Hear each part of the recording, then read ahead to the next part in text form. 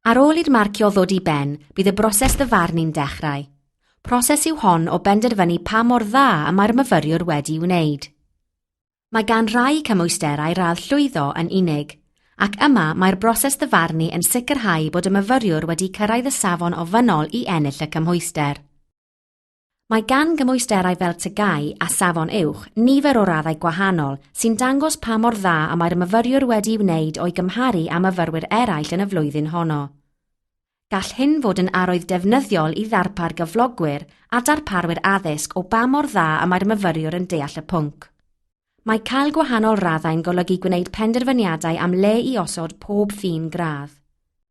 Mae CBAC o hyd yn ceisio anelu at osod papurau arholiad gyda'r un lefel o anhawster, ond gan fod y papurau arholiad yn wahanol bob blwyddyn, mae risg o hyd y gallai arholiad penodol fod rhywfaint yn fwy neu'n llai heriol nag arholiadau blaenorol. I wneud yn siŵr nad yw myfyrwyr dan anfantais yn sgil hyn, gosodir ffiniau gradd ar wahân fel arfer ar gyfer pob papur arholiad ac unrhyw waith cwrs ac asesu dan reolaeth. Bydd hyn yn digwydd mewn cyfarfod dyfarnu pan fydd grŵp o arholwyr hŷn yn cymharu atebion myfyrwyr y llynedd ac atebion eleni i weld awr marciau o'r un safon.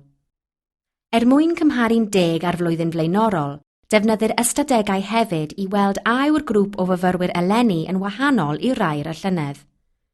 Mae'r ystadegau hyn yn cymharu ffactorau fel oedran, rhyw, math o ysgol a pherfformiad myfyrwyr mewn arholiadau blaenorol.